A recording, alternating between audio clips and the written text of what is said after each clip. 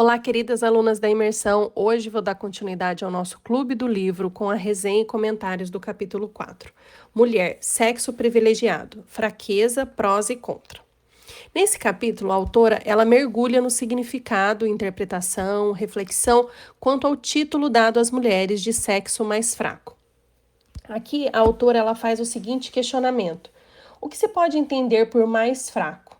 Fraqueza, na maior parte das vezes, ela faz relação com falha, com menos talento, menos confiável, menos digno, mas não é isso necessariamente.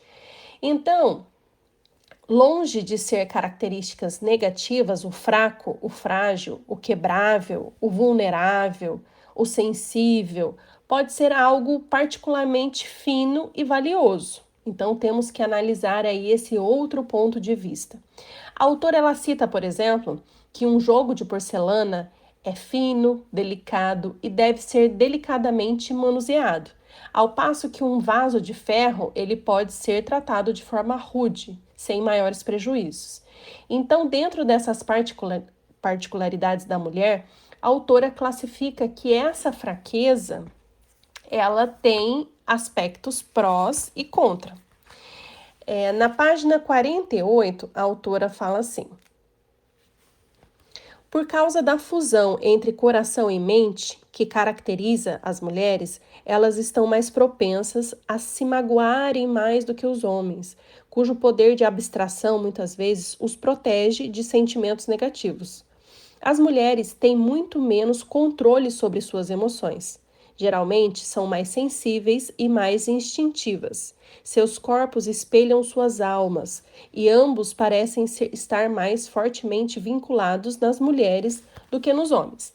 Então, fato é que as mulheres elas levam seus sentimentos muito mais a sério que os homens. Por isso elas tendem a ser mais românticas e mais sentimentais. No entanto, esse sentimentalismo ele pode ser um perigo. Porque se ele usado de forma errada, ele pode levar até mesmo a sua própria destruição ou destruição das pessoas que estão em volta dessa mulher. Se ela levar tudo para um lado sentimental, ela pode também magoar muitas pessoas ou ficar muito magoada com qualquer coisa. Um exemplo disso são as mulheres que usam o poder da sedução para o mal, para o pecado. Então, estar consciente da nossa própria fraqueza é confiar na necessidade de Deus, no auxílio de Deus. E esse é o caminho para a autêntica força e vitória. A autora ela cita a passagem bíblica que São Paulo fala. São Paulo nos ensina sobre a fraqueza.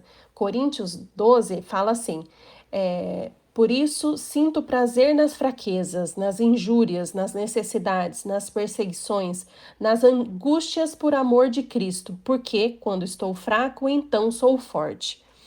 E o que São Paulo quis dizer com isso? Que o poder de Deus, ele se manifesta na nossa fraqueza. Quando nós assumimos que somos fracos, entendemos a grandeza de Deus, porque nós precisamos da graça divina. Somos necessitados do amor do nosso Pai. E tem uma passagem também na Bíblia que Jesus disse a São Paulo: basta-te a minha graça. Por um lado, basta-te, mas por outro é necessária para ti a minha graça. Então, nós não devemos ficar nos lastimando por causa do nosso ponto fraco. E isso também não pode ser uma desculpa para que nós deixemos de fazer algumas coisas, né? Bendito seja Deus pelas nossas fraquezas. Quem nunca escutou essa frase, né? Jesus, ele quer nos ensinar que a nossa fraqueza deve ser um degrau para nós subirmos para mais perto de Deus. E tem várias reflexões quanto a essa fraqueza, né? Essa nossa fraqueza, ela também não pode ser uma desculpa para a gente continuar pecando. Deus, ele conservou a nossa fraqueza para nós continuarmos lutando. Se não houvesse a fraqueza,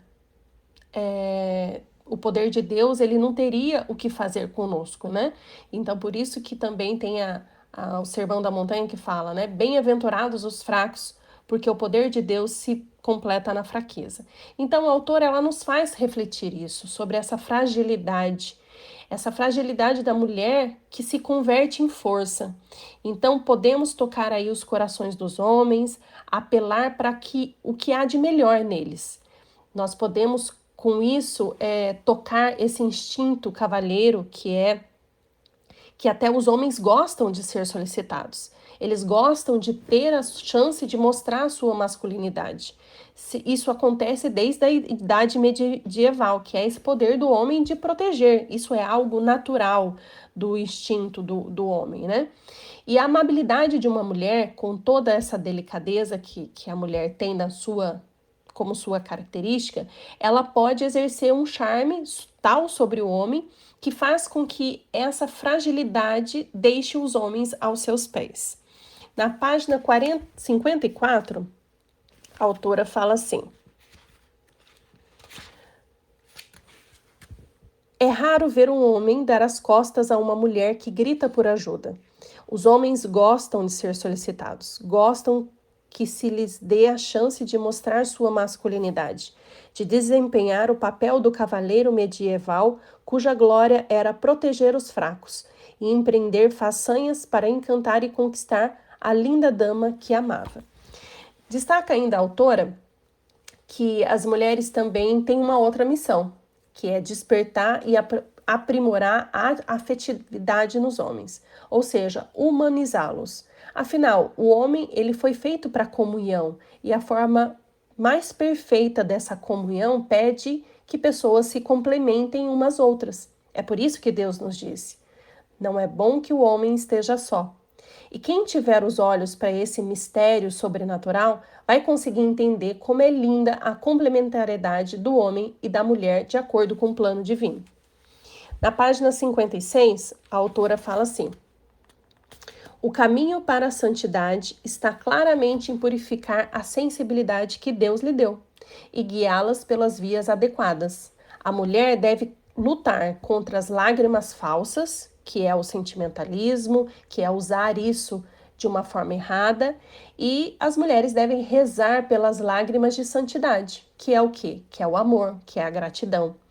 Então, sobre esse poder da mulher, que é usar o seu charme, a beleza da mulher, na página 60, a autora traz uma reflexão bem importante. Garotinhas inocentes podem ter uma doçura e um charme a que a maioria dos pais é incapaz de resistir. Conheço alguns pais bastante severos com seus filhos homens, mas que não conseguem negar-se a atender os pedidos de suas filhinhas que ainda não têm consciência de quão amáveis são. Com o tempo, especialmente depois da puberdade, a maior parte das garotas toma consciência do poder que pode exercer sobre os homens. Aquelas cujos corações são nobres ou foram purificados pela graça, jamais utilizarão seu charme para brincar com o sexo forte, ou pior, para seduzi-lo, e conseguir assim alcançar seus fins subjetivos. Elas colocarão seu dom a serviço do bem e não a serviço do mal. Então, o poder das mulheres em exercer sobre os homens é de fato enorme. Se perseguem os seus próprios objetivos, ou seja, se são egoístas, elas se convertem em escravas de Satã. Se, contudo, põem seus encantos a serviço de Deus, são grandes aliadas de Deus. Bom, assim encerro a reflexão de hoje. Espero que vocês tenham gostado. Se vocês leram esse capítulo ou tiveram alguma reflexão diferente da minha e quiser me enviar no privado seu ponto de vista, fique à vontade. Nós podemos aprofundar ainda mais essas reflexões, tá bom? Um beijo e até o próximo capítulo.